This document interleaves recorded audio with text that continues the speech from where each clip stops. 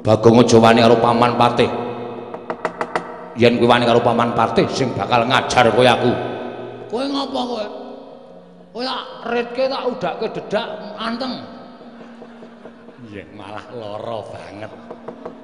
Padake belo. Manus maning jajalan. Nuwun sewu Gusti Patih rawuh mriki Petra. Nun. Aku entuk dawuh saka anak Prabu Ngastina kowe kon bali. Bali teng pundi? Bali ning Bumira tawu. Matura karo Nuklasdewa yen ora bakal entuk sithik wae kamukten negoring Mandaraka mergo bakal diparingake marang putra-putraning mantu. Mula bali yo. Aja wani nyentulani rembuking anak Prabu Ngastina. Nuwun sewu, nek sing dawuh sinuwun Mandaraka kula nderek. Nek sing dawuh sinuwun Prabu Salyapati kula nderek. Ning gandeng sing dawuh niku sinuwun Ngastina. Monggo sinuwun Ngastina nika nuwun sewu, pernahe ning anak mantu. Janjane upama ditaker, upama ditimbang niku padha karo statuse Ndara Nuklasdewa. Lho, Ndara Nuklasdewa niku anake adine Prabu Salya. Mongko niku bocah lolo, wis sakrepe nek pakdene ngrengkuh kuwi dadi anake dhewe. Mongko wis tau janji, ngger sesuk nek aku wis lengser ke Prabon kowe bakal entuk kamukten. Lah nuwun sewu, Ndara Nuklasdewa niku janjane ming nanjihke, ora arep njaluk saiki ning ming nanjihke. Terus sinuwun Prabu Salyapati paring dawuh. Ana sing ora sarujuk, ana sing ora cocok, malah suwun Ngastina paring dawuh dhewe. Nek suwun Ngastina sing ngukuhi marang Bumi Mandaraka. Terus ketemu pirang perkara kula tak takon. Ketemu pirang perkara. Apa isih kurang sugih? Apa isih kurang mukti sinuwun Ngastina? Ing atase padha-padha entuk warisan kok. Warisane wong liya-liya arep dikukup niku napa jenenge wong ora serakah Ratu Ngastina nika? Mikir seng. Wis tuwa ora gelem mikir ora. Hah? Bener omongane Petra nek kena ngene iki. Wong sugih kok tanpa nganggo rasa dermawan, tanpa nganggo rasa meweh karo sak pepadane. Bandane arep go modar ya. Setan. Gong, iki mbaya sing sopan sithik. Ah ora sopan apa ning karo sengkune taunana windanana wiwit bengi iki nek ora geceki sengkune urang marem atiku. Senengane ngumbar wisa. Suarane kaya lantang-lantang sing nggo korban kawula cilik. Janipun wonten perkara napa kon sampean kalih Bagong kok kados mekaten anggenipun sengit kalian panjenengan? Mbah, aku dhewe ya ora ngerti. Kok dadi Bagong kok sengit karo aku. Nek Petra arep dundurke, Petra cecah ora gelem mundur. Upama sampean ngrubutke Kurawa, Petra ora bakal wedi, ya, Tru? Ora. Bagus. Wis dajar Kurawa, Tru. Wak golekane sengkune. Lambe kok kaya pedal. Lho. Tegese njaluk digenjot. Lambe kok kaya pedal njaluk digenjot ora. Rumangsane padake ora gelem bali mboten. Nek ora gelem bali apa wani karo Kurawa. Petruk biyen saiki ora bakal wedi karo Kurawa. Swatama Petruk kon bali. Ora gelem bali, krincung sikile, bondo tangane. Upama ora iso dibondo tangane krincung sikile, pateni dadi kondo. Ora dadi perkara. Petruk ora minggat, pecah siramu. Mang mriki Ndara Satama tanding karo Petruk. Ayo jajal. Anak Semar karo anak Jaran menang sapa? Hus cangkeme.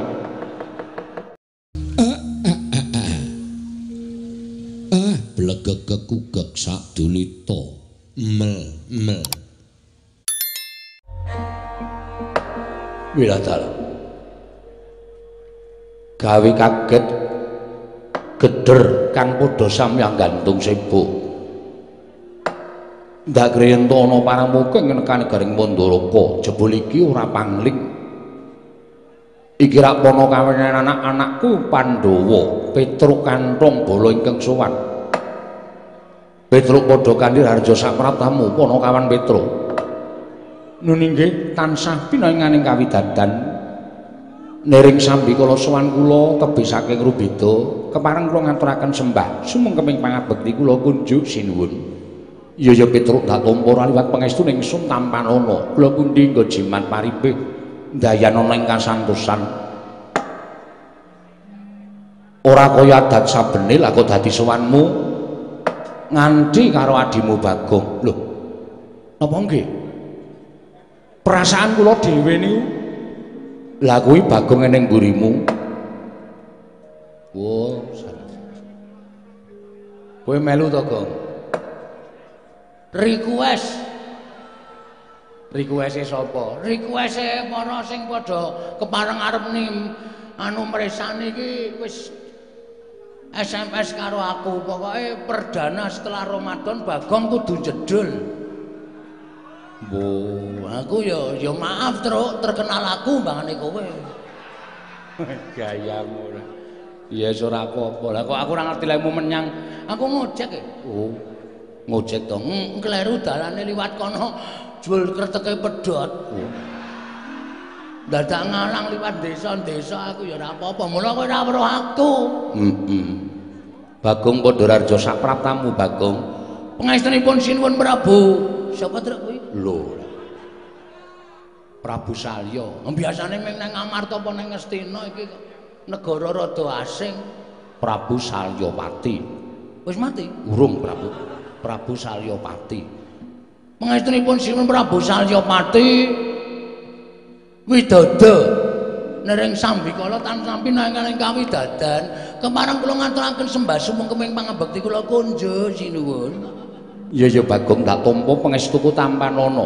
Kula pundhe nggo jimat paripen dayanana ing kasantosan. Paring pangestu paduka mawangono kabagyaning gesang kula. Wih ladal.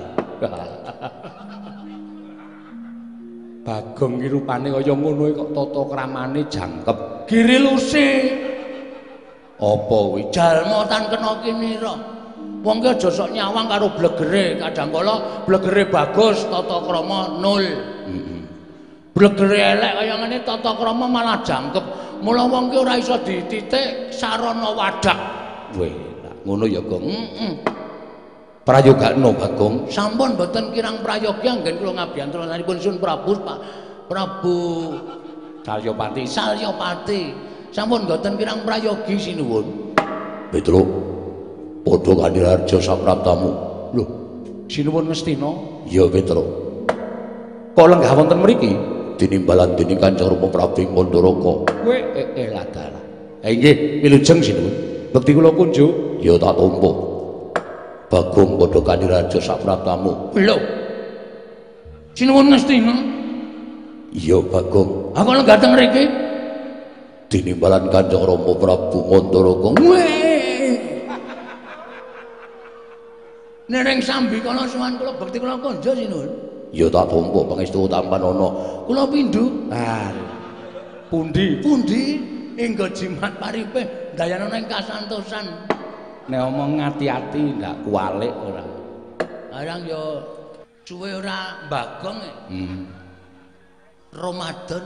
Ha iya. Nutuk kowe, Gong. Piye to awake nganti kuru kaya ngene? Ya syukur alhamdulillah. Saya tuwa ki gedhe ibadahe. Bener, kudu ngono. Wong ta iki parane arep nendi ta? Nek uwah tuwa tebaske. Apa menungsa ditebaske? Ha iya. Menungsa ya mati nang kudu diokahi ibadahe. Ha iya. Syukur. Petruk Pandha Pandhararja Sapraptamu. Lho, isinuwun Mandura. Ya. Weh lah kok sajake putra mantu lempak teng mriki. Iya, Petruk. Weh, syukur-syukur. Bekti kula kunjuk sinuwun. Ya, pangestuku tampanana. Kula pundi nggo jimat. Bagong Pandha Pandhararja Sapraptamu. Lho, sinuwun Mandura iki wis ket mau weruh kok dadak gaya. Man ketok kaya pripun ngono lho, sampeyan niku ya. Wis salaman barang kok nggih. Lah iya kok dadak muni lho sinuwun Mandura sinuwun dengkulmu mlocot ora.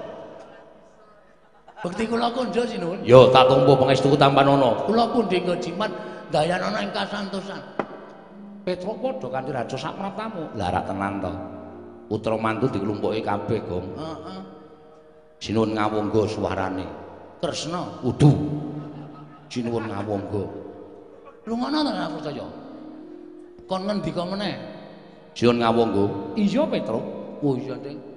Nek Sinuwun Ndarawati iki mesti nganggo iwang sok ngono mangadirmu kowe. Heeh. Slamet tekamu Petruk, niring sambikala bekti kula kunjuk. Iya, pangestuku tampanana Petruk. Lho nggih. Bagong Pandha Pandhararja.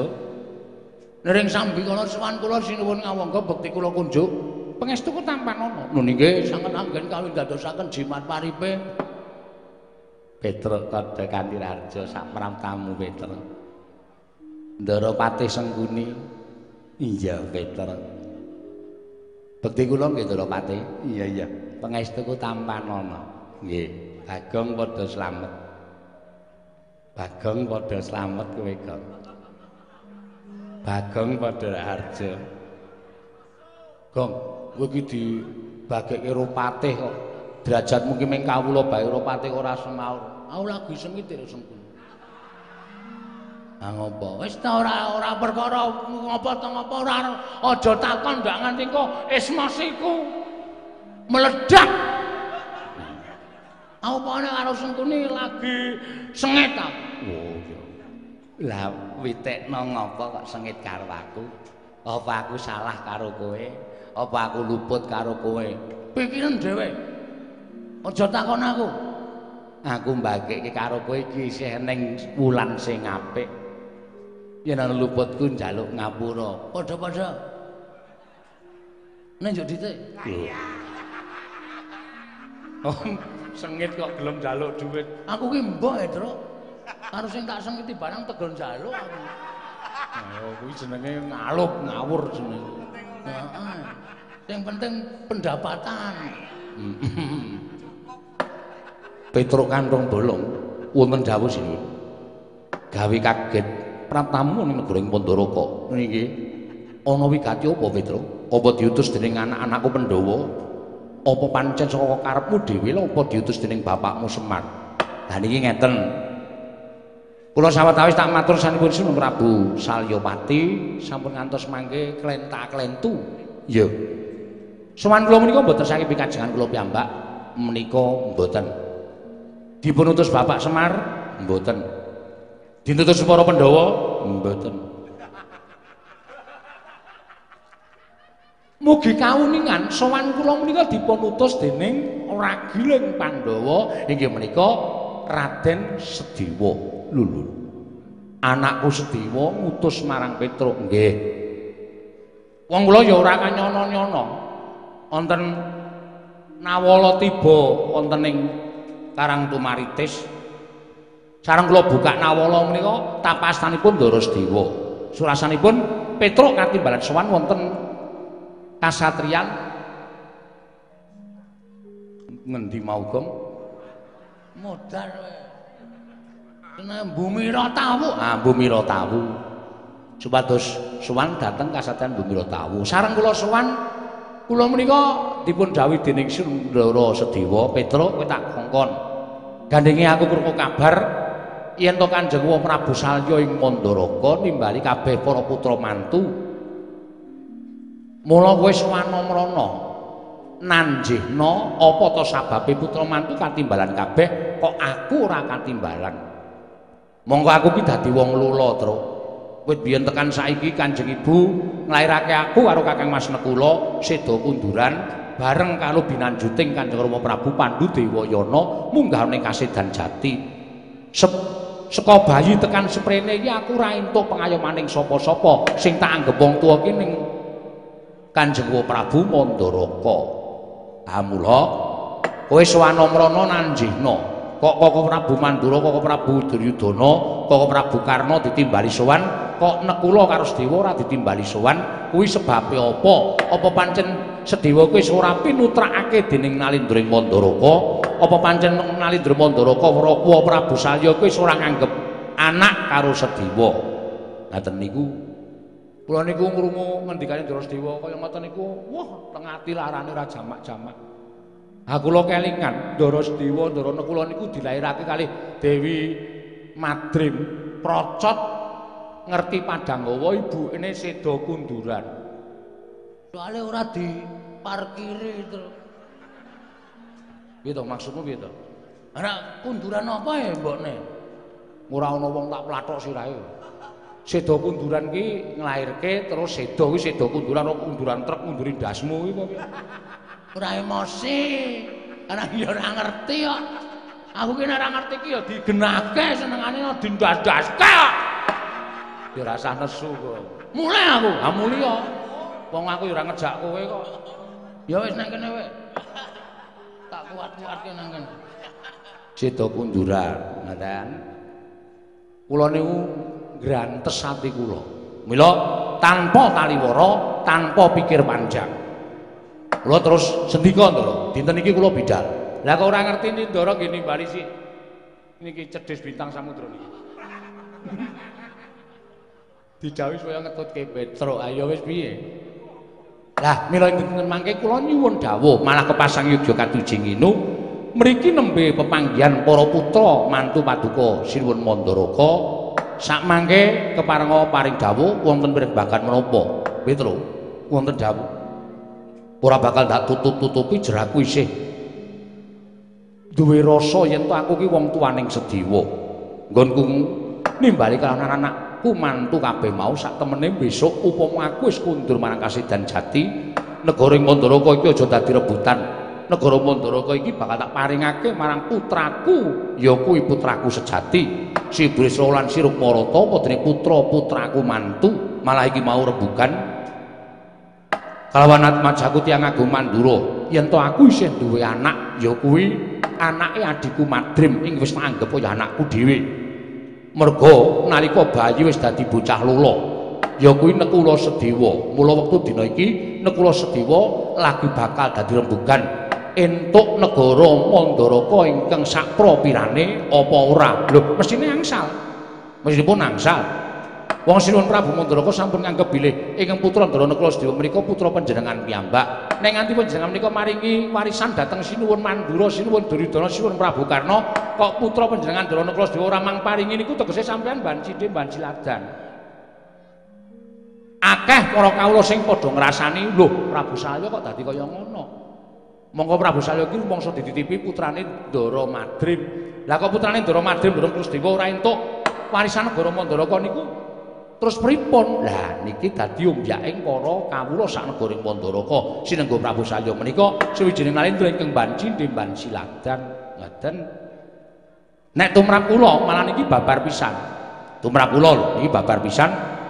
Mbok menawa pun jumbuh kaliyan napa sing dirasake Ndara Sedewa, utusan Petruk menika sak tenane Ndara Sedewa wis krasa napa sing ajeng dirembug wonten dening Pasewakan negaring Mandaraka. Mila kula minangka dados wakilipun Ndara Sedewa sak mangke kedah ngemutaken dhateng Sun Prabu Mandaraka kedah emut dhateng putra Ndara Nekula Sedewa supados boten ketang sak propintenipun nampi kamboten negaring Mandaraka. Menika saenipun kados mekaten sampun ngantos panjenengan mangke dipun cacat dening jagat dipun koyoki dening sesami namung babagan perkawis warisan negaring Mandaraka. Pancene bener ngono Petro. Oh nggih, pancen kudu ngoten. Nek ora ngono ndak malah lho pripun to? Pun ngeten mawon. Sampeyan paring dawuh Ndara Nekula niku entuk sepinten mengke kula sing ngurus sertifikate ya, Tru. Iki arep apa digomu kok rumah sawu kok nyambut gawe kok senenge ra jamak-jamak to. Kowe ya golek turan sithik-sithik. Senengane kok golek turan ora. Nek miturut kula menika napa sing diaturke Petra menika pancen kepara nyata sampun ngantos Sinuwun Prabu Mandaraka menika dipun rasani dening kawula sak negari Mandaraka sebab tumrap kula Nalendra menika kedah adil ing samukawisipun nglenggahi tembung sama beda dana denda lha iki seneng aku nek wong mletik sama beda dana denda iki tegese apa sama beda dana lan denda inggih menika mboten kenging banci ndemban ciladan. Nadan wong liyan kebrayan. Nadan menika wong liyan kebrayan ning labuh tumraping negara kedah dipun pidana sawrat-awratipun. Kuwalik kok, kuwalik. Wong liya labuh negara dinehi apa jenenge bebungah. Wong liya labuh negara dipun paringi bebungah ingkang sakmurat kena labuhanipun ewadene nadyan sanak kadang mitra kawruh kula warga piyambak nek luput tumraping negara kudu dipidana kaliyan menapa ing sampun dados kalpatanipun. Menika tumindak ingkang adil semanten ugi anggenipun panjenengan badhe hambagi warisan tumraping negari Mandaraka. Anak-anak mantu entuk kabeh kok. Nuwun sewu putrane Ndara Madrim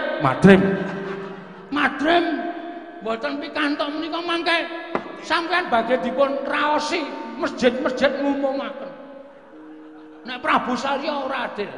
Nuwun kawigatosanipun. Prabu Salya mboten adil. Prabu Salya mboten adil. Iya. Nanging iki mau ana ingkang ora nayogyani Petruk. Sinten? Lho, sinten? Anakku mantu ing Ngastina. Sajake ora lila yen to anakku Neklasedewa entuk saperangan kamukten negara ing Mandaraka Petruk. Oh, ayo mesti ya, Kang. Ha mesti. Ha iki apa sing aja-ajake menungso mburiku iki apa? Iki cangkeme eleke ra jamak-jamak lho. Wis tuwa ora golek dalan padang iki. Wis tuwa ora golek dalan padang. Tenan iki. Iblis iki. Lah kowe iki jane iki ngapa ta? Aku ki fatih kok tok iblis-iblis ki. Kowe meneng kok sengkuni ora sampe melu-melu. Wek-wek modal. Agong gedhinge kepati-pati tenan bae ngene karo. Asli aku. Tenan aku. Aku ki wong nanggape tak tawani kok. Tawani piye? Lakone sengkuni juweng mawon nggih aku. Oh to. Akeh sing rawani sajane dadak nganggo ndas kebo terus. Ha iya. Apa nggo ndasmu terus ndasmu. Mula do rawani Bratayuda iki ora saben sanggon. Oh iya. Ya wis ora apa-apa ya. Ngoten. Dadi panjenengan kudu madheg menapa dados nalendra aja gampang dibujuki karo wong kono-kono, aja gampang dibujuki karo sapa-sapa. Panjenengan netepaken menika ya niki sing kudu lakon. Panjenengan netepaken menika ya niki sing kudu lakon. Sabda Brahmana Raja, sabda pangandikon Brahmana Pendhita Raja wis ngarani sabdaning Brahmana Ratu kaya Kresna tumaming drancang kan karo mebek ora kena blendra-blendir kaya banyu tumpang godhong senthik. Sang Narendra Mandaraka wis netepake Ndara Neklasedewa pikantuk saperangan negari Mandaraka. Niku kudu lumaku, aja gampang dienggokake karo wong kono-kono. Iki jatine dasare mung ora seneng karo Ndara Nekula lan Ndara Sedewa.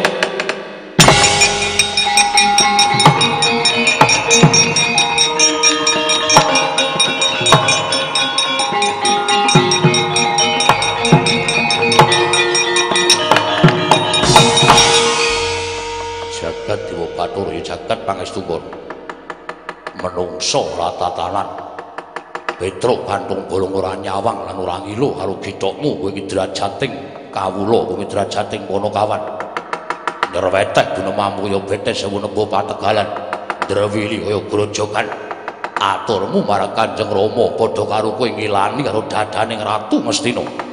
Apa kira-kira Petruk wis wani mbari marang panguwasaning Narendra Ngastina?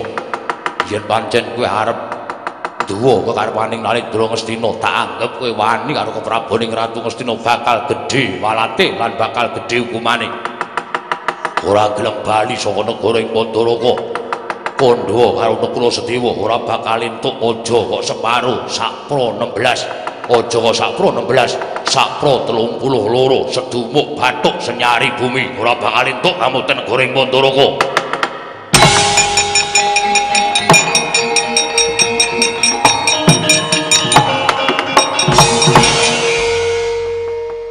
Masalah apa, Tru? Ono.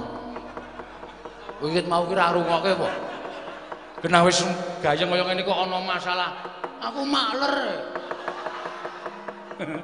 Kowe anggere madang terus makler cilokane nang kono kuwi. Ora kowe adu arep karo Sinuwun Ngastina. Ana muni piye? Petruk kanthong bolong nek kowe wani nduwa karepaning Ratu Ngastina padha karo kowe wani ngelani dadaning Ratu Ngastina. Kowe luput tumraping Prabu Ngastina. Bakal gedhe hukume ora gelem bali saka negara ing Mandaraka matura karo Ndaramu Neklasedewa aja kok separo sakpro 4 sakpro 8 sakpro 16 sakpro 32 ora bakal entuk negara Mandaraka sedumuk bathuk senyari bumi ora bakal entuk negara ing Mandaraka. Kuwi cangkeme sapa kowe? Ratu Ngastina. Prabu Duryudana. Heeh. Oh ya wis. Tak kira nek wani ora. Akhirnya cangkemmu arep tak sekop ora. Cangkem semene kok arep disekop. Aku saplae suwe ora mbagangi kaya idene iki muncul terus lho, ngati-ati iki. Pokoke ora entuk dagelan ya sing nggo kurban wiyaga. Ha iya. Kanjur ngono kowe. Malang kerik Petruk kanthong bolong. Mboten kok perkara malang kerik. Ning pancen dereng kula aturaken Sinuwun Prabu ing Mandaraka estunipun anggit kula matur sanipun Sinuwun Prabu Mandaraka babagan kula nanjiaken perkawis pirembagan wonten negari Mandaraka meniki niki ming samudana. Dharana kula Sedewa wis prisa nek Sinuwun Prabu Mandaraka panci badhe paring kamukten negari Mandaraka dhateng putra-putranipun sedaya. Dharana kula Sedewa wis diparingi dawuh dening Sinuwun Prabu Mandaraka ewadene dereng dipun timbali wonten negari ing Mandaraka. Mula Petruk kinananjiaken dawing Sundara Nekla Sedewa nalika semanten cetha kula tampi Petruk Suwana. Aku nyuwun supaya aja nganti dilalekke dening Kanjeng Prabu Mandaraka. Ora ketamung sethithik, ora ketamung sedukuk bathuk nyari bumi, Nekla Sedewa njaluk kemuten negara Mandaraka jumbuh karo ngendikane duk nalika semono. Mergawa Prabu Mandaraka wis tau paring dawuh yen to bakal menehi kamukten negara Mandaraka marang Ndara Nekla lan Sedewa. Nek sampeyan nuwun sewu putra mantu kok duwe terus ngereh karo sing bakalan ndumarisan iku cara pundi kula tak takon. Nek sampeyan iku putra mantu kok ngereh karo sing arep andun warisan iku cara pundi kula tak takon. Nek sampeyan iku putra tenan niku duwe hak. Ning gandeng sampeyan iku mung putra mantu, sampeyan nek ora ngepek Ndara Banowati ora bakal dadi putraning Sinuwun Prabu Mandaraka. Ngoten. Dadi napa sak dawuh perintahing Sinuwun Prabu Mandaraka niku panjenengan kudu mastuti dawuhipun Sinuwun Prabu Mandaraka. Merga niku wong tuwa sampeyan. Ora kok sampeyan ngereh marang Sinuwun Prabu Mandaraka menika nuwun sewu menika kleru pranata utawa tata cara ngundi mawon boten ngaten menika. Aja ngegoke dhewe sampeyan Alindra Gobinathara. Aja ngegoke sampeyan niku ratu mblegedhu brewu lho. Terus sapa-sapa tok salahke, sapa-sapa tok klerokke. Sapa-sapa tok anggap ora padha karo sampean tok klerokke niku ora pas. Ha ta, Kang? Aku lagi ngematke sing ngandum dos e. Oh. Kono minggat iki wayangan apik-apik kok kowe iki ning kraton kok ngematke wong dum dus-dusan. Aku diliwati ae. Aku iki mbabong karo ngemplok. Ayo golek kesempatan. Golek kesempatan ora. Niku cara pundi kula tak takon. Nek kaya ngoten niku Petruk ora trima, nek kaya ngoten niku jenengan sampeyan kun terus ngendak dhateng jiwane Petruk. Rasah kumlan cangkem. Kowe manut karo Duryudana apa ora? Nek kula manut, slamet uripmu. Yen kula mboten manut, Duryudana sowan ning Mandaraka nggawa Kurawa segelar sepapan. Yen ora manut karo Duryudana, apa kelakon batange Petruk direncak dening para sata Kurawa. Weh, sampean kok nantang karo Petruk perang karo Kurawa niku mboten wing sepisan iki. Petruk perang karo Kurawa niku wis bola-bali. Wonten pundi papane wong neter kadeteyan. Nek ora entuk keterangan Sinuwun Prabu Mandaraka, taunono windanana. Ndara Nekla Sedewa nek dawuh kali kula aja bali nek ora entuk keterangan ing Sinuwun Prabu Mandaraka niku.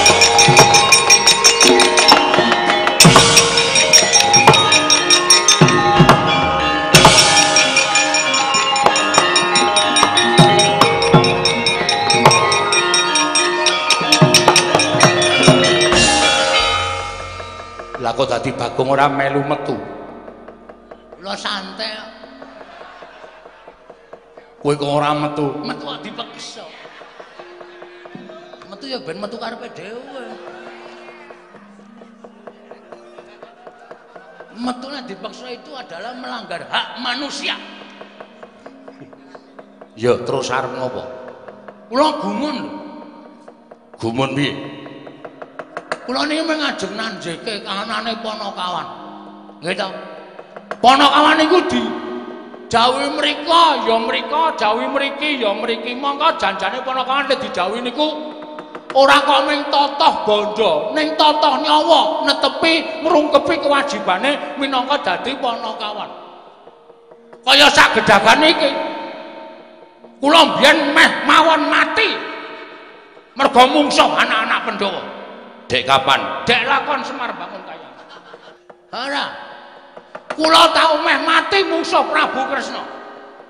Jaman lakon apa? Jaman lakon Semar Bangunkayang. Lho, Semar Bangunkayang iki ana pira? Werna-werna nek kula. Dadi sampeyan ampun kaget. Kula ya ora ana sing mbelani. Saniki Petruk niku lek momong sapa-sapa sirah dienggo sikil, sikil dienggo bokong. Blas ora ngarepake apa-apa. Ora ngarepake sesulih apa-apa. Petro ya ora tau njaluk undangan bayar. Petro niku nampa? Apa anane? Petro niku abdi sing nyenengake. Ora do njaluk undangan bayar. Meng cangkeme gedumel. Niku biasa nek Petro niku. Mboten sah dirungokke ora masalah. Dianggep Petro ora krungu. Ngoten. Petro ngomong sampean ya tahu. Bapak sampean Prabu Mandropati ya tahu dimong. Nggih ta? Lho, kowe malah ngerti lho bapakku. Lho, Bagong ki umure berabad-abad sal. Lho. Anu Sinuwun. Waduh kleru nang angkringan aku.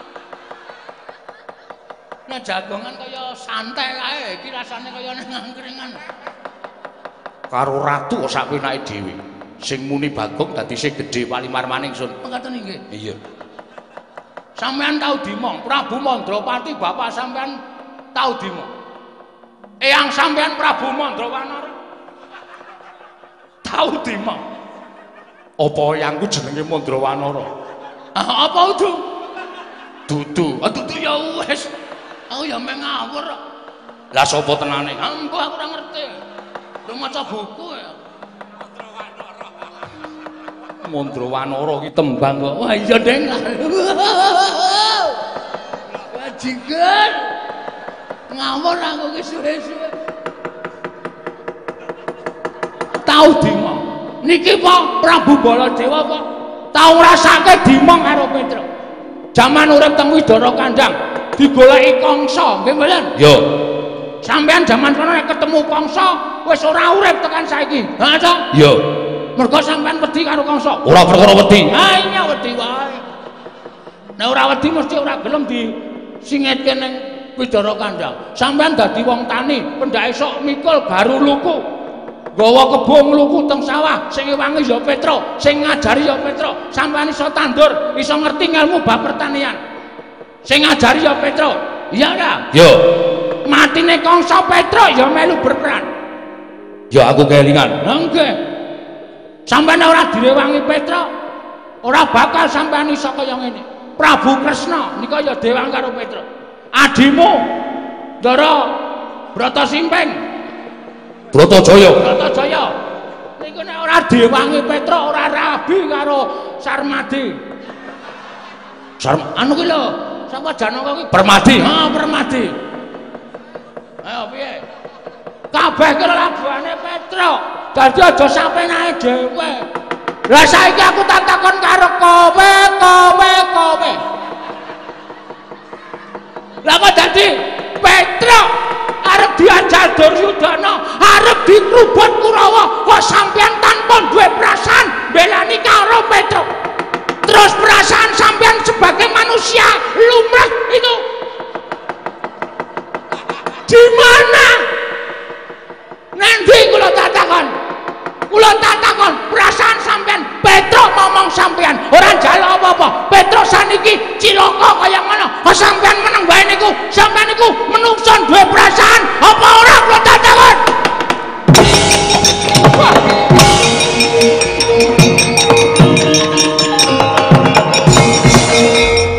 Wila Bagong kok malah gawe geger ben. Wah kisruh kabeh. Engko arep ngobong Prabu Karna. Prabu Karna wis mlayu metu kari sengkune dupake cang. Ya aku nek ora lunga sik ngregas.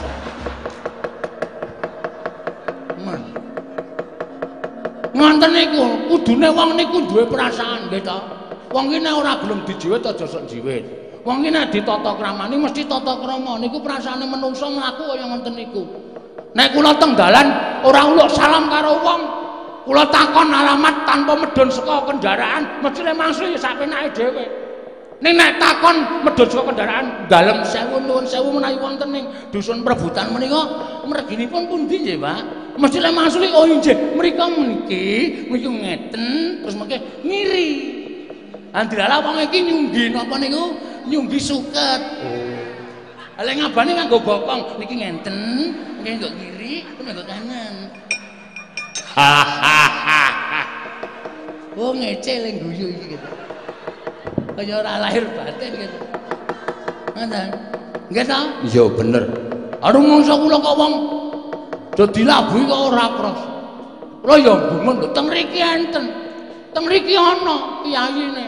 Nek ya meger-meger tanpa mobah, tanpa mosek.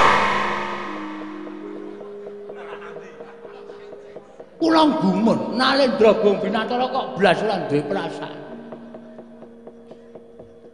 Niki enten lho sing tunggal mbok karo Pandhawa. Tunggal mbok meng sayange dheke dok nalika lahir niku dibuang teng Kali Oya. Ganggo.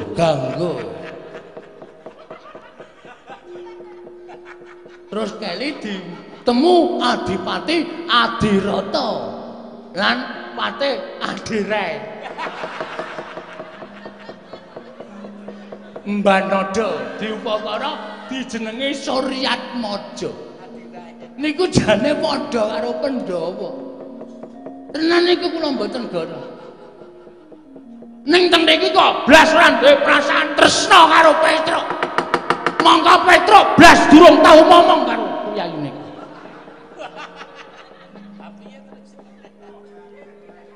Terus duh wis kleru lah kuwi. Ngomong wis kuwalik dhisik. Ha piye nek omongan kuwalik ra iso dikapak-kapakke. Nek wong kuwalik ora masalah. Iki kuwalik ben. Mesti nekat banget. Ngonten mawon nggih sinuwun. Kula nyuwun pamit medal Jawi. Oh sik critamu terusno sik mpun tek. Mpun telas. Pun mboten nonton pikiran ajeng crita napa-napa. Ora kudu tok terus ora tok terus tak pateni nang kene. Piye ta iki? Ameng Bagong arep dipateni iki njur ana wawana apa nek Bagong dipateni ya ora ana dipateni. Kula tak belani kalih Petruk. Petruk nek mboten kula belani dikroyok Kurawa 100 cacah Petruk mengijen mokal kelakone ana wong siji kok iso menang karo wong 100. Kula nyuwun pamit tambahe pangestu. Sing ati-ati aja ya bocah cilik Bagong. Ning aja gawe geger kanan Mandharaka. Nggih nggih ngestaken Jawi. Nyuwun pamit sira. Iya, sing ati-ati. Kula tak medal Jawi. Nek mboten medal Jawi cilaka tanggung jawabe gedhe sing. Asli niku. Kuwi karepe piye? Panjenengan mboten paham. Ora, ya wis ora digagas. Lah malah ngrekoso. Nyuwun pamit sinuwun. Ya sing ati-ati aja kaya bocah niki. Kula tangi-wangi Petruk, mokal kelakone ana wong siji rumput wong 100 iso menang wong siji.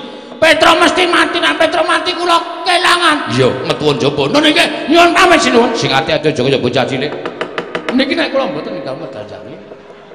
Niki mboten ajeng sing kelakone. Rama Prabu, piye Karna? Kagungan arta sedasa. Nek 10 aku ora duwe nek eketan ana. Nah niku sing kula karep. Wong edan nyonya. Tampan ana wis gek minggat ngono. Gawe geger ora ning Ngastina, ora ning Amarta, ora ning Mandharaka kok sing jeneng Bagong kok mesti kok senengane ora. Iki sih dadi keke ora. Mengareng ulungke kok dubeng-ubengke. Nyo. Masa aku ki ndek anak bojo kok badan ming sak 20. Kuwi wae kelas tak sedekahke pas salat Id. Anakku do nyengah, bojoku nyengah mbok men. Sing penting fitrah. Zakat tak pentingke. Mergo zakat itu mengeringankan sakaratul maut. Ngono ya. Nggih, niki sekedhik wejangan. Iya. Dadi panjenengan dadi Nalendra iki aja cetil, sok menehi wong sing ora duwe. Sok menehi wong sing kurang apa-apane. Diparingke bondo donya sampean. Bondo donya sampean, duit sampean mang simpen ora dadi emas. Ning mang bagek-bageke dadi pahala. Iya, Bagong. Nggih. Niku meringankan sakaratul maut. Iya. Dong mboten tegese. Tegese piye? Nek wong ora seneng zakat, ora seneng meneh-meneh, iso nek arep mati iki nyawane didudut iki rasane. Ning ana sing piyayi didudut nyawane kalau malaikat iki mesem. Les. Oh ngono nggih. Niku tegese meringankan sakaratul. Didongke. Nyo, iki ana 400. Sukses. Ning kuwi tenan to, Mbok menawa. Nek ngendikaning para kiai pancen ngoten niku nek asline ya apa ora ya mbok wong kula durung tau nglakoni mati kok. Wila dalam diwedeni ngono kok kena 400. Sampeyan percaya mboten ora? Meringan ben enteng ya ben ora ya ben. Matiku sesuk ning pabaratan. Matiku sesuk kena pusaka kuwi sing tak anggap mati ingkang sejati. Wah ya wis. Ora mungsuh malaikat. Lho, perkara kuwi gumantung marang panguwasane Gusti sing jeneng wong mati iki mesti nyawane dipethuk dening malaikat. Ning matiku tak jaluk sesuk aku mati dadi satru sejati, mati ning pabaratan. Oh iya, apik to. Ya wis. Sing jeneng wong gegeki karo kewajiban iki ngono kuwi. Ning wong zakat. Wong menehi kuwi pahalane iso dilipatkan sampai 1000 kali. Niku tenan, uripe dadi enteng. Percaya mboten? Nek ngomongane Bagong aku ora percaya. Nek omongane para ulah agama, omongane para kiai aku percaya gandeng sing ngomong Bagong ya nuwun sewu ora tak anggap ngono wae. Oh ya wis aku ya ora percaya. Karo ngomong aku dhewe wis sukesake nggih kula sak medal.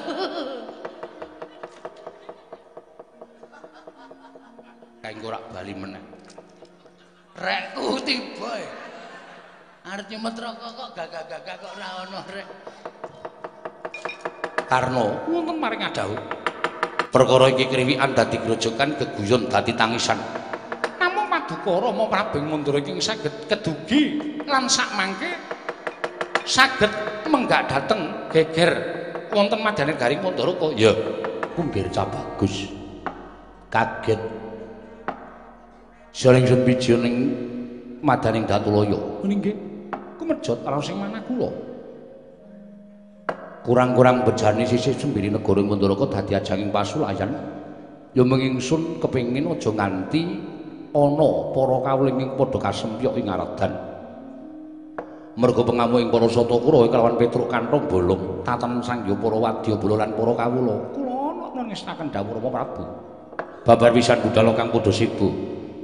Jeneng ingsun asung undur kedaton. Kawula non ngestaken dawuh Karmadal Pasilan. Sing ati-ati aja kaya bocah cilik Marata karena nuntun maring adhawu. Apa ora prayoga ndak kanthi manjing jroning kedaton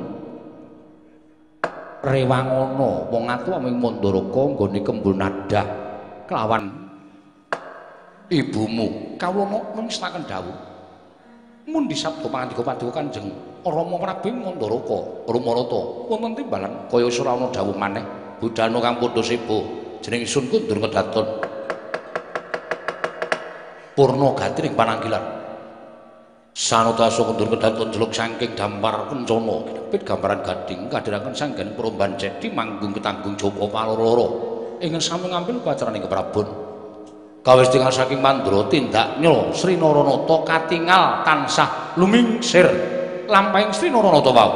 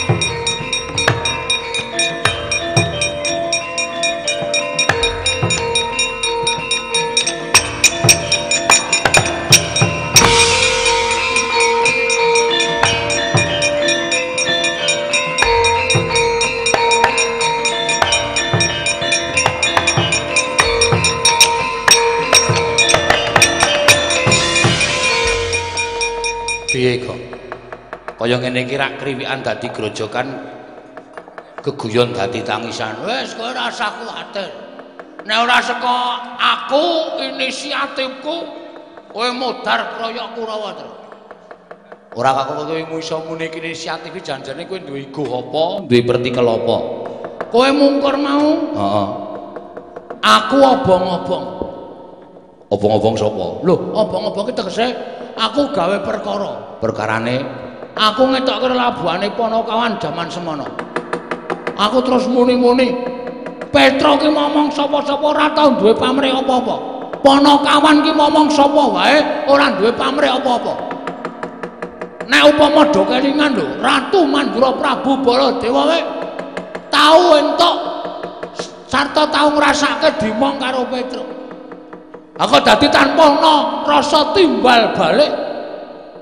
Petro diajar Kurawa, arep dikroyok Kurawa, kok Ratu Mandura sing saiki wis dadi Nalendra biyen tau dimong Petro, kok meneng wae. Terus Prabu Baladewa klepat metu saka Pasewakan. Metu ki mulih apa rene? Ambo. Lho, lah kowe iki ngomongke iki gedhekke atiku apa? Janjane piye to? Aku ya sebenarnya ora weruh. Ha ketoke piye? Ketoke arep belani kowe, ketoke lho. Nia kejaba saka kiyu kuwi. Kejaba saka kuwi terus apike kowe tata-tata wae. Kira-kira kowe nek dikeroyok Kurawa, kira-kira kowe wani ora? Lewani-wani. Nek kowe wani maju se, ora ketang pisan pindho nganggo perang. Masa wayang kok ora nganggo perang?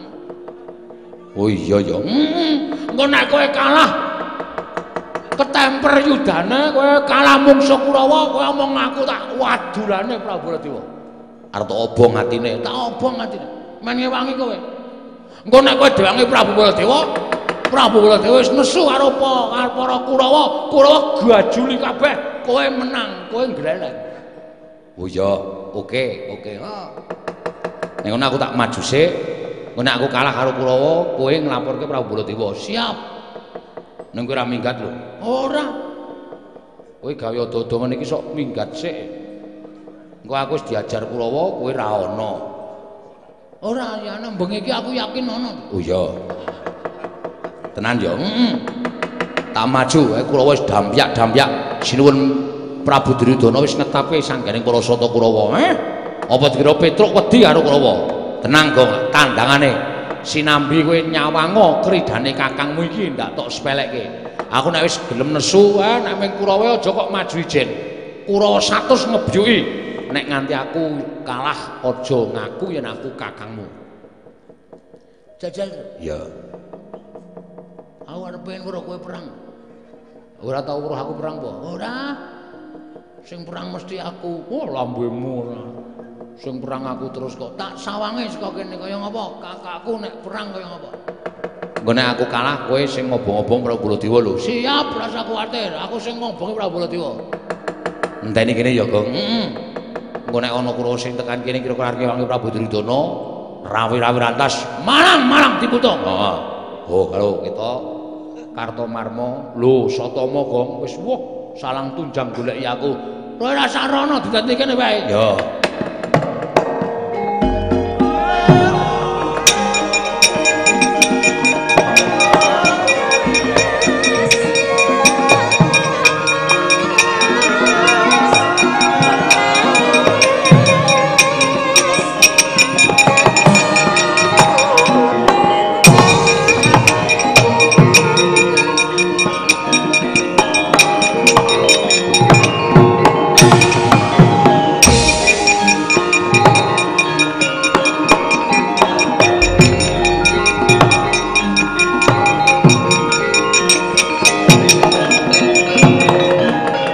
Tinututi lamun katututan lamun mangsa prawira digdaya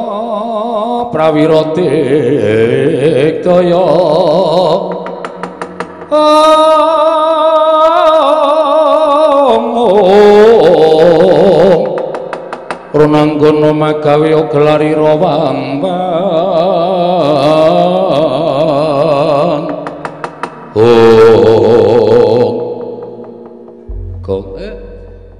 Patih Sengguni Arwasatama. Ora usah kuwatir, kowe ngajar sing mburi engko sing arep tak polone to. Rumangsa kowe sore mawe karo aku kok kaya ora cocok to, Gom. Pancen takoni ora cocok napa seng? Aku ki Patih ra nang Ngastina, iki nang Mandaraka, sadar diri kowe.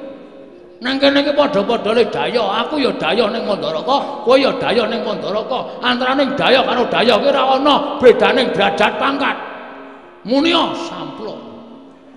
Ora kok kaya sengit banget, sengit tenan aku. Asli, cangkem elek. Bagong aja wani karo Paman Patih. Yen kowe wani karo Paman Patih sing bakal ngajar kowe aku. Kowe ngapa kowe? Kowe tak retke tak udake dedak anteng. Iya, malah lara banget. Padake belum. Manus maning jajalan. Nuwun sewu Gusti Patih rawuh mriki Petra. Nun. Aku entuk dawuh saka anak Prabu Ngastina kowe kon bali. Bali teng pundi? Bali ning Bumira tawu. Matura karo Kula Sedewa yen ora bakal entuk sithik wae kamukten negoring Mandaraka mergo bakal diparingake marang putra-putraning mantu. Mula bali yo. Aja wani nyentulani rembuke anak Prabu Ngastina. Nuwun sewu, nek sing dawuh sinuwun Mandaraka kula nderek. Nek sing dawuh sinuwun Prabu Salyapati kula nderek. Ning gandeng sing dawuh niku sinuwun Ngastina. Monggo sinuwun Ngastina nika nuwun sewu, pernahe ning anak mantu. Janjane upama ditaker, upama ditimbang niku padha karo statuse Ndarana Kulasedewa. Lho, Ndarana Kulasedewa niku anake adine Prabu Salya. Mongko niku bocah lolo, wis sakrepe nek pakdene ngrengkuh kuwi dadi anake dhewe. Mongko wis tau janji, ngger sesuk nek aku wis lengser ke Prabon kowe bakal entuk kamukten. Lah nuwun sewu, Ndarana Kulasedewa niku janjane ming nanjihke, ora arep njaluk saiki ning ming nanjihke. Terus sinuwun Prabu Salyapati paring dawuh. Ana sing ora sarujuk, ana sing ora cocok, malah suwun Ngastina paring dawuh dhewe. Nek suwun Ngastina sing ngukuhi marang bumi Mandaraka. Terus ketemu pirang perkara kula tak takon. Ketemu pirang perkara. Apa isih kurang sugih? Apa isih kurang mukti sinuwun Ngastina? Ing atase padha-padha entuk warisan kok. Warisane wong liya-liya arep dikukup niku napa jenenge wong ora serakah Ratu Ngastina nika? Mikir seng. Wis tuwa ora gelem mikir ora. Hah? Bener omongane Petra nek kaya ngene iki. Wong sugih kok tanpa nganggo rasa dermawan, tanpa nganggo rasa meweh karo sak pepadane. Bandane arep go modar ya. Setan. Gong, iki mbaya sing sopan sithik. Ah ora sopan apa ning karo Sengkuni. Taunana Windanana wiwit bengi iki nek ora geceki Sengkuni ora marem atiku. Senengane ngumbar wisa. Suarane kaya lantang-lantang sing nggo korban kawula cilik. Janipun wonten perkara napa kon sampean kalih Bagong kok kados mekaten anggenipun sengit kalian panjenengan? Mbah, aku dhewe ya ora ngerti. Kok dadi Bagong kok sengit karo aku. Nek Petra arep dundurke, Petra cecah ora gelem mundur. Upama sampean ngrubutke Kurawa, Petra ora bakal wedi, ya, Tru? Ora. Bagus. Wis dajar Kurawa, Tru. Wak golekane Sengkuni. Lambe kok kaya pedal. Lho. Tegese njaluk digenjot. Lambe kok kaya pedal njaluk digenjot ora. Rumangsane padake ora. Ora gelem bali mboten. Nek ora gelem bali apa wani karo Kurawa. Petruk biyen saiki ora bakal wedi karo Kurawa. Swatama Petruk kon bali. Ora gelem bali, krincung sikile bondo tangane. Upama ora iso dibondo tangane krincung sikile pateni dadi kuwanda. Ora dadi perkara. Petruk ora minggat, pecah siramu. Mang mriki Darasatama tanding karo Petruk. Ayo jajal. Anak Semar karo anak Jaran menang sapa? Hus cangkeme. Dicoba, dicoba ya dicoba padake ora.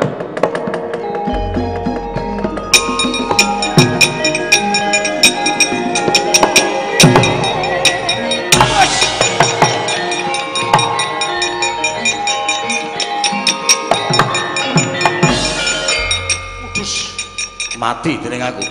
Ayo, njaluk sambat sapa tiban tumbakku sirna marga. Weh. Iya. keneng. Woi. Kartomarma urung perang kok nibake tombak pirang-pirang. Pecah silahmu. Ayo mangan teke iki. Iso ngeneni awake Petruk. Oh, bumi langit tangkep ora. Wut. Iya. Oh. Wih. Iya. Wih. Ayo mangan teke. Kowe ngapa Petruk menterat-menterat iki?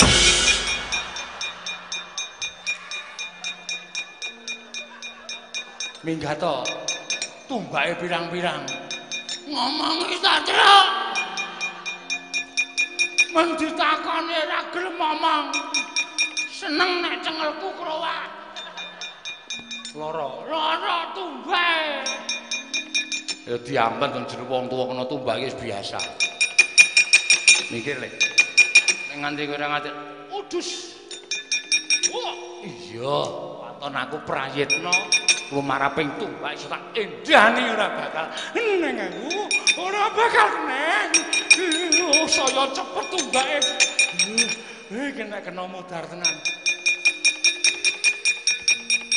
arep apa arep kaya kowe engko nek keneng aku ora tanggung jawab ora oh iya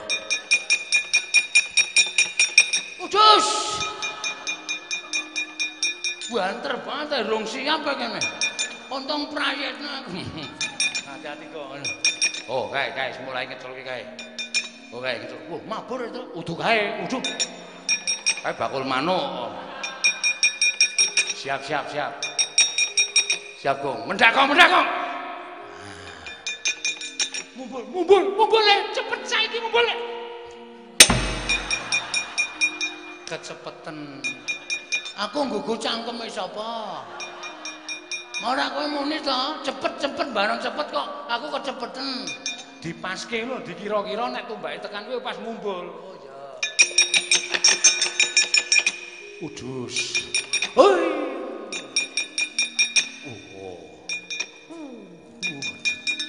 Ndelokke mlayune tumbak ya. Wah iya. Weh, lah jejan. Ngati-ati ora. Oh, nganggo kaya ngene iki kekeselen truk. Bapak lunga tapa biyung meteng tuwa tes dadi banyu. Up. Ayo. Tumbak aku wong suci. Ora tau colong jupuk. Kowe ngenangi wong suci, tumbak ampuh dadi rongsokan. Ayo balik. Balik.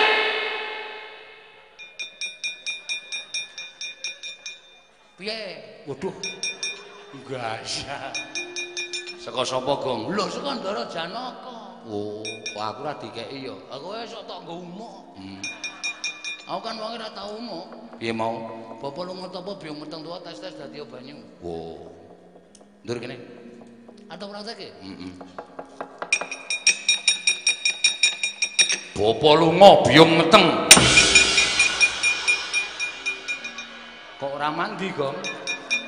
Kowe mau muni piye? Bapak lunga tapa biyung meteng anu bapak lunga biyung meteng. Awang bojone meteng kok sing lanang kelayapan. Kudune iki bapak lunga tapa biyung meteng tuwa, tes dadi banyu. Oh. Terus manahe di stop. Ngono ora manut karo kowe iki iso mandhekke omongan. Oh iya. Bapak lunga tapa? Bapak biyung meteng tuwa. Tes dadi lenga. Banyu apa lenga? Banyu. Senengane arep nyilekake wong ora. Bapak lunga tapa biyung meteng tuwa tes dadi banyu. Mandek sareh. Aku wong suci. Ora tau colong jupuk. Ming pisan. Gong, bapak lunga tapa biyung meteng tuwa. Gong moto e, Gong. Ora ngapusi tak ajar lho kowe. Aku ora tau colong jupuk ngono. Ora tau colong jupuk. Nek kowe ngenengi aku dadi tumbak rongsokan. Lah tumbak rongsokan. Mergo aku wong suci. Ayo bali.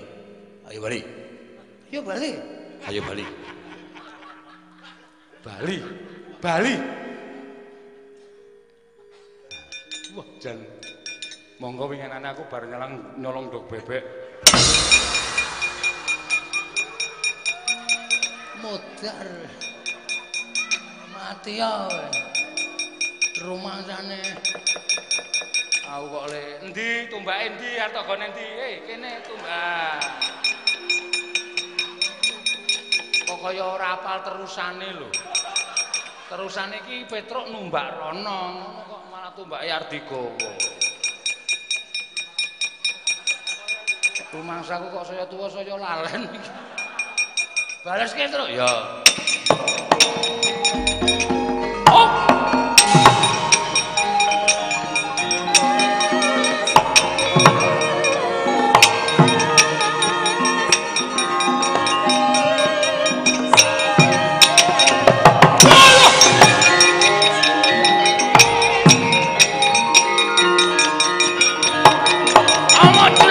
Jaya melanda imbang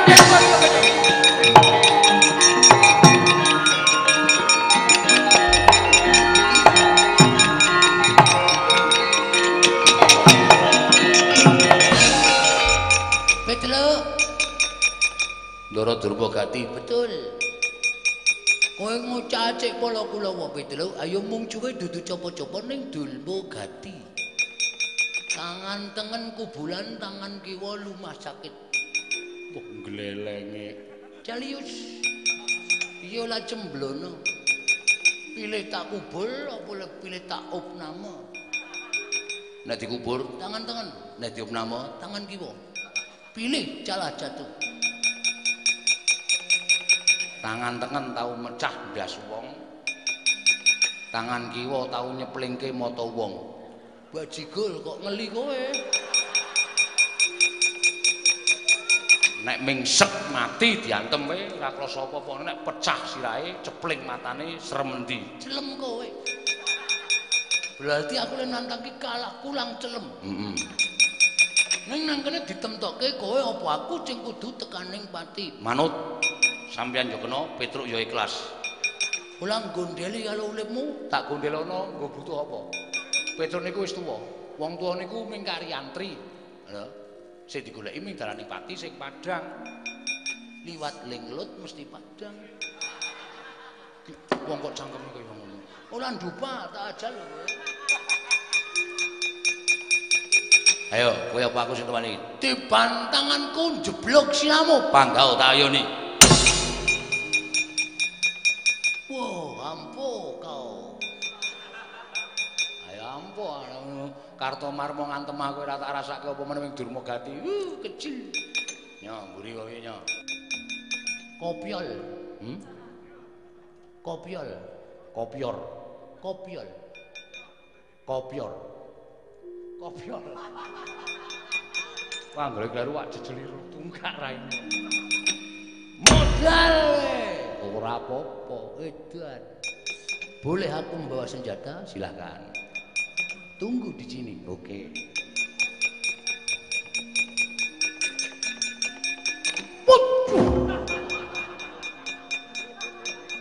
Iki ngopo? Ameng bendho kok polahe kaya apa wae nya. Nek nganti iso mecahke sirahe Petruk pecahan. Oh, cikal dadi lolo. Loro. Lolo. Nyo. Modal. Mburi. Pecah sirahmu. Gondodo. Cemplok metu jeloanmu. Nek ngetokke jeroan ki rasa dadak tok baca. Lho, lha piye? Lho, Wedan. Diplotokke. Maksudku jeloanku usus. Ora kok celana dalam ki udu. Gladi Sirahmu. nyoti Pak. Lucu Petruk. Ya men. Mati. Ora bakal aku malah. Wedan ampun. Petruk. apa? Aku barasen Petruk. Aku ijen ditonton piyai plebutan semene oke. Perebutan, plebutan. Aku nek nganti latok balas ijen bilang bebalang yakin sumpah bola bokit. Ijen tenan. Ayo, aku nek nganti tok balas glecak megulu karo kowe 20 taun.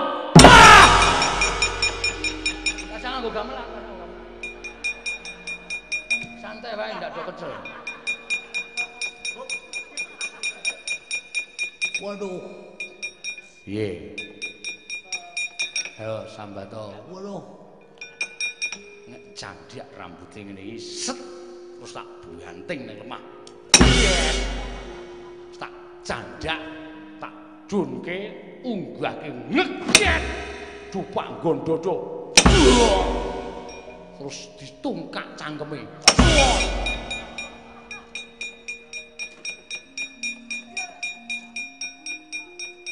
Ora sembodo karo neng kono. Karo Petro jandhak umbulke set dupak diadane diek tungkak cangkeme brus nggletak. Alah dur. Ora sembodo karo le macak mungsuh Petruk kowe kok kalah. Nek cara aku irang bebarang bajigol Petruk kowe ngino. Halo. Oh, lek dengkulmu kuwi. Tak kira Petruk kowe. Petruk ora omongane ra wis beda to. Wah, top man Petruk top. Kula antil cilake gak apa-apa. Kula njukuk bendho kula plathok gak apa-apa. Terus kula njukuk glaji kula glaji gak apa-apa. Kula diantem pisan gledak. Kalah. Petruk ki ming ponokawan kowe kadang nata. Ditonton Kyai Suwene akeh. Nek cara aku kok izin. Kula kok biasa. Ora izin. Lah, izin dienggo melem ilang. Ya wis, ora maju meneh. Lah mundur wae. Bane lemuk. Sampeyan ming dawuh. Kulawa maju. Kulawa gempul. Kulawa dadekke bumi angus. Kulawa dadekke banjir darah. Ngono apa cangkem wong tuwa kaya. Sak penake dhewe nek omong. Kaya mikil, wis tuwa iki wis kali golek dalan padang kok. Lambene sak penake dhewe ora. Wis rasa omongan to dapurmu. Sapa sing durung maju? Watak. Citraksi. Kikewan. Arep maju apa? Selapa. Lho. Wis ora ana sing maju. Ngomong suwe. Ngomong suwe. Petruk kantong bolong. Wadalah. Apa? Wadalah. Oh. Petruk kantong bolong ora mingket arep aku ketemu Raden Citraksi ora kelakon titi. Titi jong akhirat tojo tundang Raden Citraksi legane ngateu.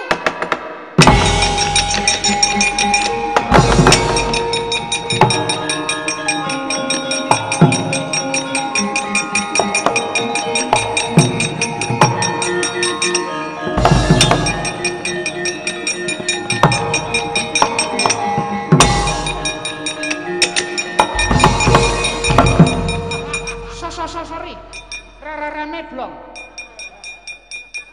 Awa mung suwe nang kene kok burabat buanter banget. PPO. Petruk kok PPO. Petruk kowe aja genggeng gleleng. Kowe iki dume iso ngundurke Asatama karo Kartokuat. Kartomarmo. Durma gati mundur mungsuh kowe. Neng. Iki jago Kestina Raden Harya Cing goleng. Citraksi. Kelakon remuk nyawamu kowe. Wanimu saus. Sing tak wedeni apamu.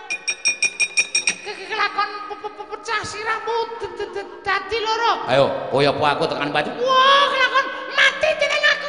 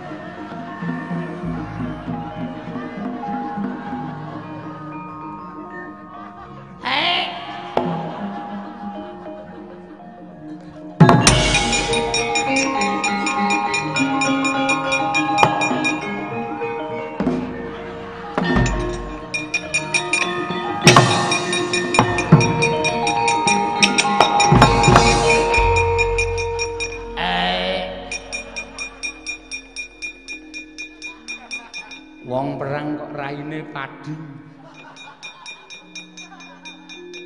Entuk vitamin. Hah? Entuk vitamin. Vitamin apa? Kuku kula maju. Pepepepetruk tak ajiar. Lah iya aku ya weruh. Lah kok Citraksi kok beda karo adat sabene? Brus. Pepepetruk kontak. Oh. Terus bareng niku ping pindho meneh kuku kula Petruk lajar melih. Kuku kula jengklitke Petruk ser. Terus kula dugang raine. Terus Lah bar niku Bagong niku ketok. Kula sumbari, Bagong. Doke klepat melayu. Kuku kula kira nek njupuk pupu. Pusaka. Jebolana bakul kacang disikep saka mburi digotong man. Kula tetanpa kaprayitnan bakul kacang broke kula. Bruk. Kula dikepruk nganggo awake bakul kacang niku bruk. Ning rada rapati lara wong wis tuwa ning lemu. Ah iya. Bareng niku kula dideke. Bar dideke niku bakul kacang niku kalih Bagong niku dipaske teng cangkem kula. Mak ndlup ngoten. Ndlup ki apa? Kuku kula meremok. Oh. Ora tega ndelok. Kuku kula rasake niku rasane kecut-kecut pripun ngoten. Heeh. Bareng kula melek, wow. Wah, edan. Ora mentolo. Lele ora mentolo niku umure wis 70-an. Oh.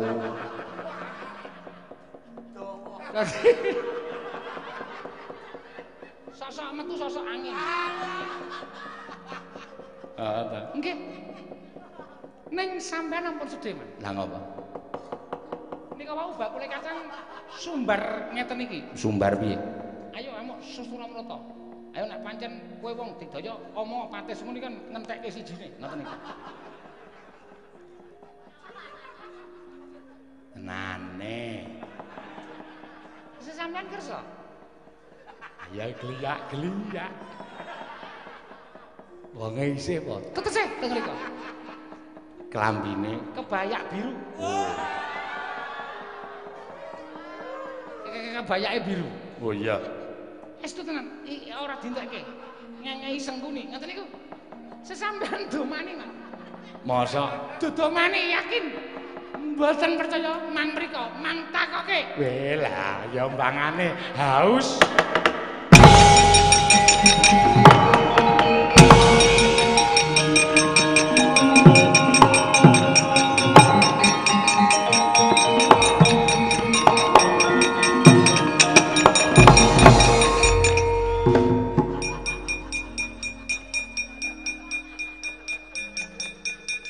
Sowoy Patih Sengkuni. Situ siapa?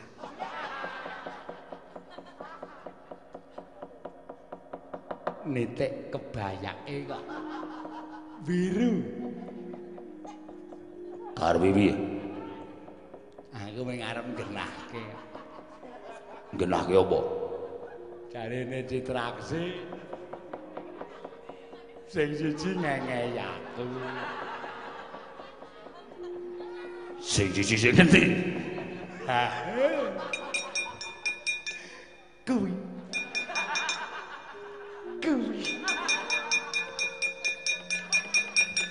Jare kuwi dinggo aku. Apa ora? Apakah betul? Nek pancen kersa nyo tenane nyo tampanono.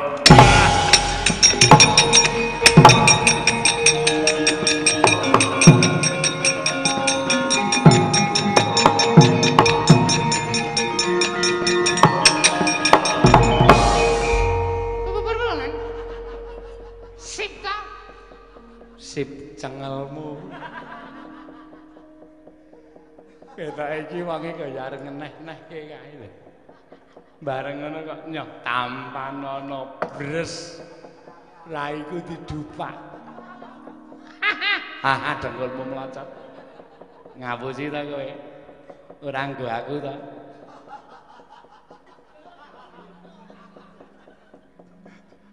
Ora nggo aku ta. Lali kok ora apa nonton tulisane to. Dua-duanya bola citraksi, ngeten.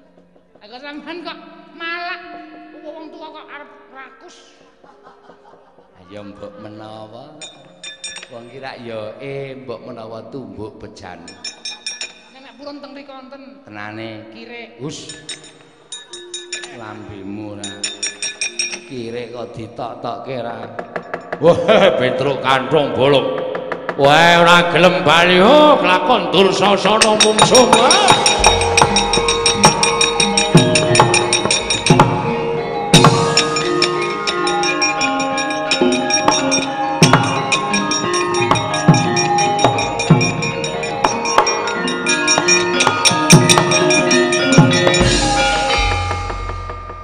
Janjimu piye? Janjiku apa? Nek aku kerepotan kowe arep ngobongi penggaling Prabu Baladewa sing maju Dursasana kok. Wonge gagah pideksa. Aku wani nek nganti kalah piye? Janjimu kudu rampungi dina iki kowe kudu iso netepi karo janjimu. Ngobong Baladewa? Ya. Minggira yo, njaluk wektu sedhela obonge atine Prabu Baladewa ben wong Ngastina mungsuh Baladewa terus.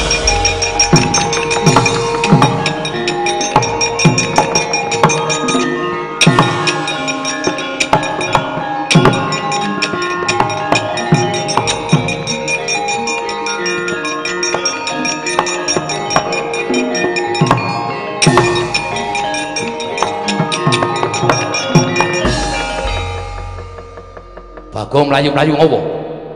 Sampeyan tengok-teng mriki enten apa? Lho. Ditakoni urung masran kok ditakoni piye? Jamak meneh wong takon nang dalan genti tinakon. Wah. Aku nek omongan karo kowe iki janjane iki wegah. Ning gandenganane sing adem ning ngareping Baladewa Bagong ya wajibe Bagong tak jak omongan. Ning mbok yo sing kepenak yen wangsulan. Nggih. Kersane pripun? Kowe rene ngopo? Sampeyan wau mlayu saking kedaton negari Mandaraka kersane pripun? Kula kinten nek sampeyan niku ajeng mbelani Petruk. Lah kok jebul malah tengok-tengok teng mriki to? Mergo aku ora kuat nampa omonganmu. Aja nganti aku isih ngareping Rama Prabu Mandaraka mula aku trima lunga. Walah, Baladewa. Ame ngisine kok ndadak lunga iki lho. Sir kula pancen tak akoni, kula niku njojoh penggalih panjenengan men ngewangi karo Petruk. Lah kok teneng mrene saniki malah ganteng mriki. Lah terus kowe mlayu-mlayu ngopo? Petruk dikeroyok Kurawa. Petruk dikeroyok Kurawa piye? Petruk wau lak tantang-tantangan karo Prabu Duryudana. Yo. Bareng kula metu ketemu Petruk. Petruk wis dadi kuwanda. Lho. Petruk mati. Pengestune ngoten. Lah kowe mlayu ki arep endi? Ajeng teng masjid. Ngopo? Ngumumke nek Petruk wis mati. Le nyarekke kapan ngono men masyarakat padha presa. Alah, Truk. Kowe kok ya kewanen mungsuh Prabu Duryudana ta, Truk? Prabu Duryudana kuwi duwe Kurawa, lha kok dadi kowe nekat nganti sirahmu dadi papat. Lho. Kurawa mentala nyigar sirahe Petruk. Alah, asli kula ora goro. Tangane Petruk ilang mbuh teng pundi. Sikile ketekok-tekok kaya dioklek-oklek karo Kurawa. Iblis lanat. Kurawa ora terus saka manungsan. Petruk nyabdi ning Baladewa ora mikir obrak-abrik Kurawa legane ati kuat.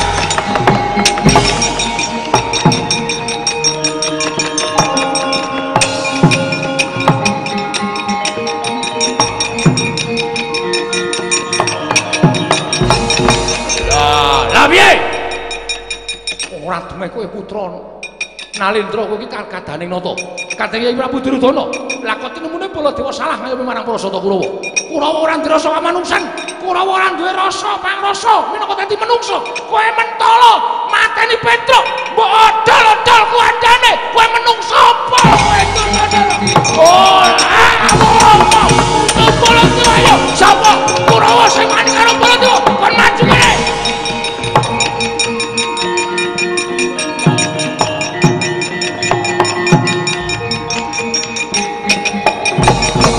Kula mboten terimaken. Nadyan Ratu mesti kudu maju adu arep karo Baladewa. Kula ora bakal wedi. Niat kula mbelani karo Petruk. Nek pancen sampeyan ora seneng karo Petruk, arep royok Petruk ning aja didadekke kuwondo, aja dipateni. Bagong madul kali kula. Nek Petruk diajar disikar-sikar kuandane dening Prasata Kurawa, sapa sing wani mateni karo Petruk? Mungsuhe Baladewa. Ko Prabu, pripun? Sareh sawetawis. Sareh, Latri Sareh. Sareh piye? Yen pancen Kurawa mateni karo Petruk, Baladewa iso sareh. Nadyan kula sampun dinten campur lan Paduka Kyai Prabu. Nek Kurawa mentala karo Petruk, Baladewa mentala karo Kurawa. Latri Sareh. Latri nyawang wonten ing iring wetan menika. Sinten pripun? Sinten ingkang lenggahan nika? Tenguk-tenguk nika sapa? Lho, Kyai Petruk to, Kyai? Lho kok isih tengok-tengok ning kono kuwi? Ing ngendikaken nek Petruk mati sapa? Setan kok Bagong cangkeme elek tenan. Wah, tiwas nesu kaya ngene kok. Wah, dalala pripun iki? Ponokan do mrene.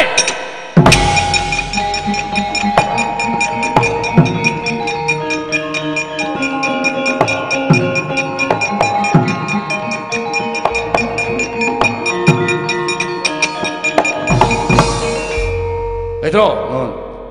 Urip. Lah ya isih kaya. Takon iki. Gong, Rene le. Tengku lara ya? Hah? Tengku lara. Aming mrene kok wetenge ra nggo mlaku to. Nek ora ana hubungane karo sikil. Nganggo mlaku ki ting ceneng terus. Bagong rene arep dikai duit ngono. Gong rene arep diparingi duit karo Ndara Baladewa. Wis duwe ya. Oh. Saka ngendi? Weh diparingi Prabu Salya sore mau. Ora weruh. Aku wis duwe. Bagong. Rene. Teng mriki mawon. Rene ora rene tak paringi ora gretel nenggara cengelmu. Wah, kae. Nggih. Lho, Tru. Isih urip to? Ayo isih kok. Sing mau mati. Lho, jare mau ana sing ngabarke nek kowe mati, sirahe dadi papat ndasmu.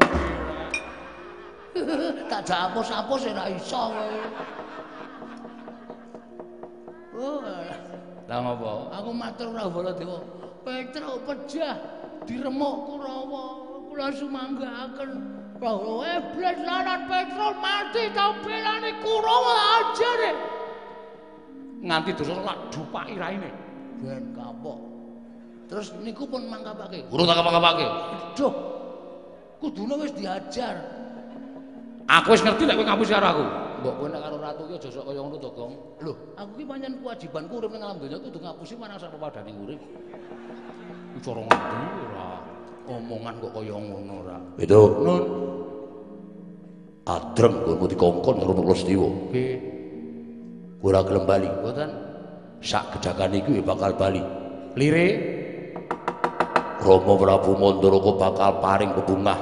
Ora ketang sithik kamukten negara Mandaraka. Ning aku njaluk ana syarate. syarate napa? Syarate kudu disekseni karo Paman Prabu Pandhu lan Babu Madrim. Wis kuwi wae.